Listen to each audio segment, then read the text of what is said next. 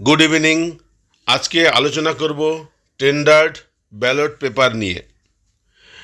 টেন্ডার্ড ballot paper তখনই issue করা হয় যখন কোনো একজন ভোটার ভোট দিতে এসে দেখেন যে তার ভোটটি আগে কেউ দিয়ে চলে গেছেন। সেক্ষেত্রে দ্বিতীয়জন যখন ভোট দিতে আসবেন তখন তাকে আর মেশিনে ভোট দিতে দেওয়া হবে না, তখন তাকে টেন্ডার্ড ব্যালট পেপার দেওয়া হবে যদি তিনি ভোট দিতে চান।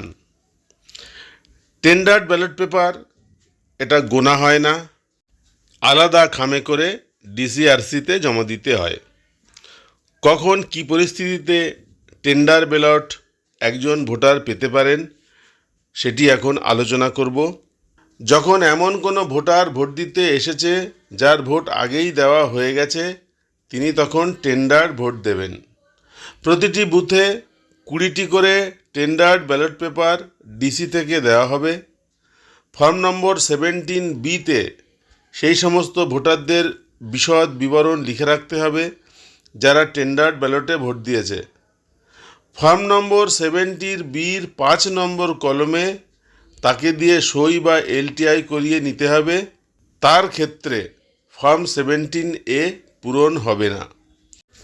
ফর্ম 17B-তে ভোটারের একটি সই নেওয়ার পর তাকে একটি টেন্ডার ব্যালট পেপার দেওয়া হবে এবং একটি অ্যারো ক্রস মার্কে কালি লাগিয়ে দেওয়া হবে। ভোটার ভোটিং কম্পার্টমেন্টে গিয়ে সেই ব্যালট পেপারে ভোট দিয়ে বেরিয়ে আসবেন এবং ব্যালট পেপারটি প্রিসাইডিং অফিসারের হাতে দেবেন।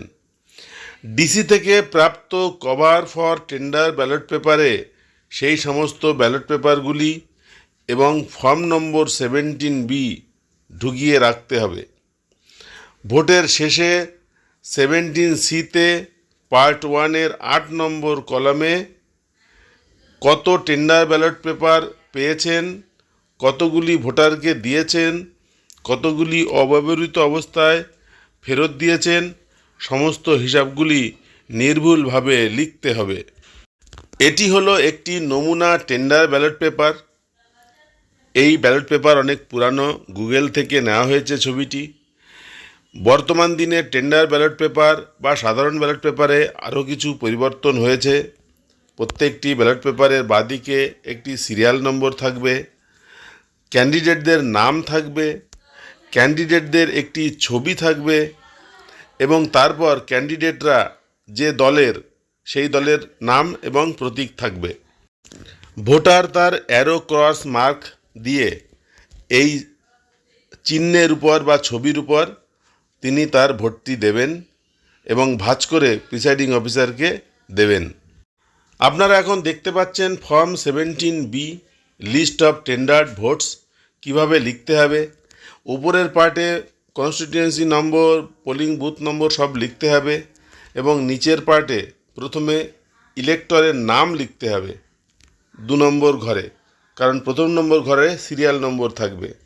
3 নম্বর ঘরে serial number of elector in the electoral role, অর্থাৎ ভোটার লিস্টে সেই ভদ্রলোকের সিরিয়াল নম্বর কত সেটি লিখতে হবে।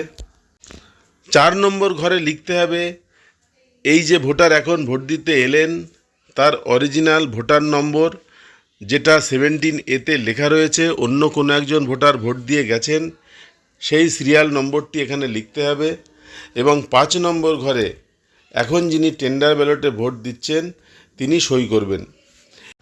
প্রত্যেকটি ফর্মের একেবারে শেষে বা নিচে প্রিসাইডিং অফিসার সই করবেন এবং টেন্ডার ব্যালট ইউজড তার আলাদা খাম আছে, টেন্ডার ব্যালটের লিস্ট রাখবারও আলাদা খাম আছে। সেই সমস্ত খামে এই দুটি রেজিস্টার এবং টেন্ডার ব্যালট ভর্তি করে আরসিতে জমা দেবেন প্রিসাইডিং অফিসার।